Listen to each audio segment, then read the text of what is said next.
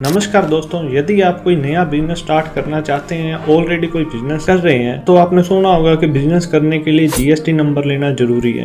लेकिन GST number लेने की भी कुछ लिमिट्स होती है। कुछ लोग यह सोचते हैं कि जब तक हमारा 40 लाख का टर्नओवर नहीं हो जाएगा तो तब तक हमें जीएसटी नंबर लेने की जरूरत नहीं है, लेकिन ऐसा नहीं है। कुछ केसेस के अंदर 1 रुपए का ट्रांजेक्शन करने पर भी जीएसटी नंबर लेना जरूरी हो जाता है। नमस्कार दोस्तों, मेरा नाम है एडवोकेट सौरदीप सिंह और आज हम बात करने जा रहे हैं जीएसटी नंबर लेना किसे जरूरी है और 2026 में अगर हम कोई बिजनेस करते हैं तो किस कंडीशन में हमें जीएसटी नंबर लेना होगा और क्या लिमिट है कि इस लिमिट तक अगर हम बिजनेस करते हैं हमें जीएसटी नंबर लेने की कोई जरूरत नहीं है। आज आपके सारे डाउट्स क्लियर कर दिए जाएंगे कि बिजनेस करने के लिए जीएसटी नंबर की रिक्वायरमेंट कब होती है, क्या उसकी लिमिटेशन है, कब जीएसटी नंबर लेना जरूरी है, कब हम नहीं ले सकते और जीएसटी नंबर लेने के बाद हमें क्या क्या जरूरी चीजों का भी ध्यान रखना पड़ता है। अगर आप जीएसटी नंबर ले लेते हैं तो आपको प्रॉपर बुक्स भी मेंटेन करने की जरूरत होती है, आपको एक अकाउंटेंट की जरूरत होती है, साथ ही आपको अपने टैक्स कंसल्टेंट की भी जरूरत होती है जिससे कि आप अपनी जीएसटी रिटर्न्स फाइल करवा पाए। तो चलिए अब हम जान लेते हैं कि 2026 में जीएसटी नंबर लेना कब जरूरी है और कब नहीं।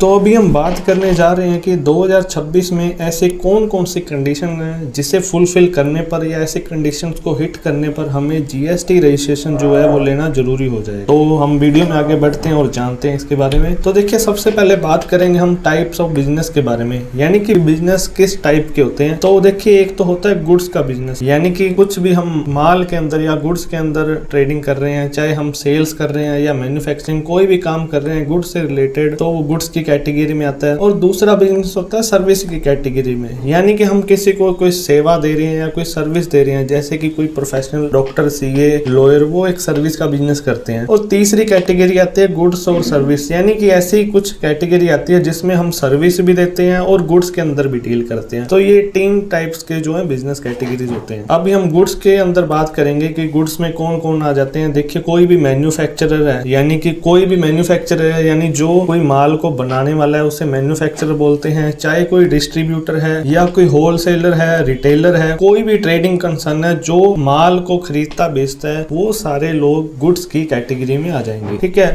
तो रही बात गुड्स की कैटेगरी में जीएसटी नंबर लेना कब जरूरी होगा। अगर आपका फाइनेंशियल ईयर के अंदर, यानी कोई भी साल, हमारा साल जो है 1 अप्रैल को शुरू होता है और 31 मार्च को खत्म होता है, अगर आपने 1 अप्रैल 2025 से लेकर 31 मार्च 2026 तक अपनी सेल को 40 लाख से ज्यादा कर दिया है, यानी सेल आपकी 40 लाख से ऊपर हो चुकी है, तो आपको जीएसटी नंबर लेना जरूरी हो जाएगा। देखिए, यहाँ परचेज मैटर नहीं करती, परचेज चाहे आप 50 लाख, 60 लाख, 70 लाख की कर लो, लेकिन हमारी जो सेल है वो 40 लाख से कम ही होनी चाहिए। अगर आपकी सेल 40 लाख से ऊपर हो जाती है तो आपको जीएसटी नंबर लेना जरूरी हो जाएगा। तो आप इन डेट्स का ध्यान रखें कि 1/2025 लेकर 31/3/2026 तक अगर हमारी सेल 40 लाख से ऊपर हो जाएगी तो हमें जीएसटी नंबर लेना जरूरी हो जाएगा। कुछ स्टेट्स ऐसे भी हैं जैसे कि असम, नागालैंड, हिमाचल प्रदेश, मणिपुर, मेघालय, सिक्किम, त्रिपुरा, आंध्र प्रदेश, मिजोरम, उत्तराखंड, तेलंगाना, ऐसी स्टेट्स के अंदर जो ये लिमिट है गवर्नमेंट ने 20 लाख ही रखी हुई है। यानी कि बाकी इन स्टेट्स को छोड़कर बाकी सभी स्टेट्स में तो लिमिट 40 लाख की है, इन स्टेट्स के अंदर जो लिमिट है वो 20 लाख की रहेगी। ठीक है। अगर आप मान लीजिए 31/3/2026 तक आपकी जो लिमिट है 40 लाख क्रॉस नहीं करती है तो नेक्स्ट ईयर से लिमिट आपकी फिर से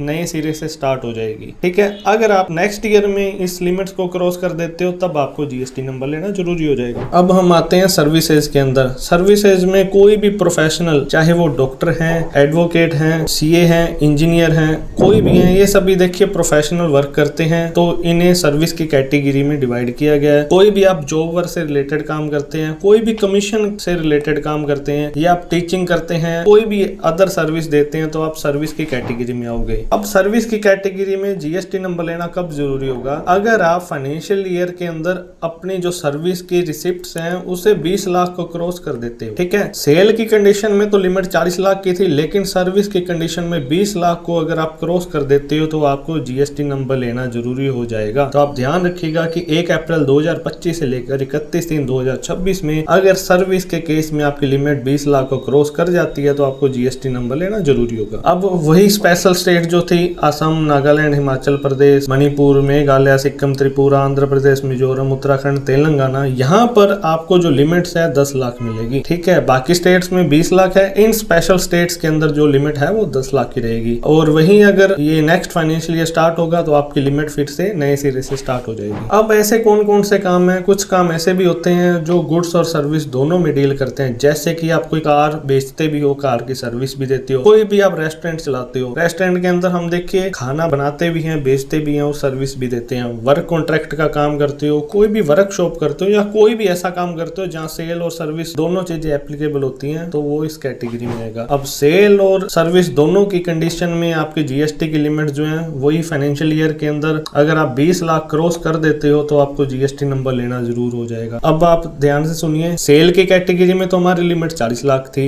सर्विस की कैटेगरी में 20 लाख थी, लेकिन सेल और सर्विस दोनों करते हो तो भी हमारी जो लिमिट है वो 20 लाख ही रहेगी। तो 1/4/2025 से लेकर 31/3/2026 तक अगर आप इन लिमिट्स को क्रॉस कर देते हो तो आपको जीएसटी नंबर लेना जरूरी हो जाएगा। वहीं स्पेशल स्टेट्स में जो ये लिमिट है वो 10 लाख की है और नेक्स्ट ईयर से फिर से स्टार्ट हो जाएगी। अब हम बात करेंगे जीएसटी टाइप्स के बारे में। देखिए, जीएसटी के अंदर दो टाइप्स के रजिस्ट्रेशन होते हैं, एक होता है रेगुलर, एक होता है कंपोजिशन। रेगुलर के अंदर देखिए हमें जीएसटीआर 1, जीएसटीआर 3 भी फाइल करनी होती है। कंपोजिशन के अंदर हमें CMP 08 फाइल करनी होती है और एक एनुअल रिटर्न जीएसटीआर 4 फाइल करनी होती है। इन सब के बारे में हमने अलग से वीडियो डाली हुई है, तो आप वो वीडियो देख के समझ सकते हैं कि रेगुलर जीएसटी और कंपोजिशन जीएसटी किसे लेना चाहिए और किसको कौन सा जीएसटी नंबर लेने में फायदा हो जाएगा। ठीक है, अब बात आती है ऑफलाइन बिजनेस की। अगर आप कोई भी ऑफलाइन बिजनेस करते हो तो आपके लिए सेल की लिमिट 40 लाख 20 लाख रहेगी स्टेट कैटेगरी वाइज, सर्विस की कंडीशन में 20 लाख और 10 लाख रहेगी, और बोथ सेल और सर्विस दोनों का काम करते हो तो 20 लाख और 10 लाख रहेगी।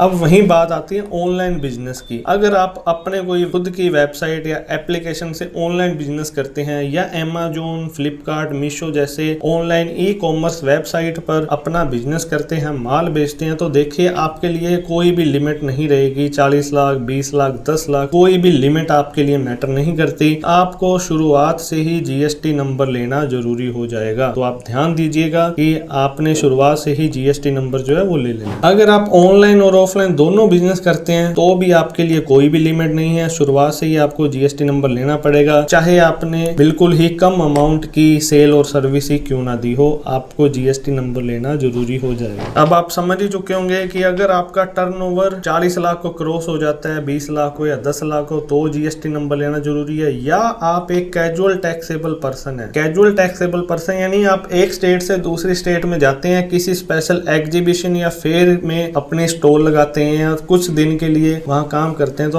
आपको कैजुअल टैक्सेबल पर्सन की तरह यानी आपको as a casual taxable person का जीएसटी नंबर मिलेगा। अगर आप एक एनआरआई हैं, आप फॉरेन में रहते हैं और यहाँ इंडिया में बिजनेस करना चाहते हैं, तो भी आपको जीएसटी नंबर लेना जरूरी हो जाएगा। अगर आप एजेंट हैं किसी सप्लायर के, तो भी। अगर आप आईएसडी में यानी इनपुट सर्विस का आईएसडी में कोई भी काम करते हैं, तो भी आपको जीएसटी नंबर लेना जरूरी हो जाएगा। अगर आप OIDAR online information and database access और रिट्राइवल सर्विस का काम करते हैं, तो भी आपको जीएसटी नंबर लेना जरूरी है। अगर आपके ऊपर कोई भी RCM की टैक्स की लायबिलिटी एप्लीकेबल होती है, तो भी जीएसटी नंबर लेना जरूरी हो जाएगा। ई कॉमर्स ऑपरेटर हैं, तो भी जीएसटी नंबर लेना जरूरी हो जाएगा। या ई कॉमर्स बिजनेस करते हैं कोई ई कॉमर्स के थ्रू, तो भी आपको जीएसटी नंबर लेना जरूरी हो जाएगा। ठीक है, आपने टर्नओवर की कंडीशन देख ली, लेकिन उसके बाद ये काफी सारी कंडीशन है जहां पर आपको शुरुआत से ही जीएसटी नंबर लेना जो है वो जरूरी हो जाता है। तो आपको टर्नओवर के बारे में ध्यान रखना है कि अगर फाइनेंशियल ईयर 25-26 में आपका टर्नओवर क्रॉस हो जाता है तो जीएसटी नंबर लेना है। आपको ये भी ध्यान रखना है कि प्रीवियस फाइनेंशियल ईयर 24-25 के अंदर भी कहीं आपका टर्नओवर इन लिमिट्स को क्रॉस तो नहीं कर गया था। अगर आप कोई नया बिजनेस स्टार्ट कर रहे हैं, जैसे कि मान लीजिए कि अभी आपने जनवरी के अंदर 15 जनवरी को बिजनेस स्टार्ट किया है, तो ये लिमिट आपके लिए 31 मार्च यानी कि 2.5 महीने तक की रहेगी, 40 लाख 20 लाख 10 लाख की। अगर आप इन लिमिट्स को क्रॉस कर देते हैं तो भी आपको जीएसटी नंबर लेना जरूरी है। ठीक है,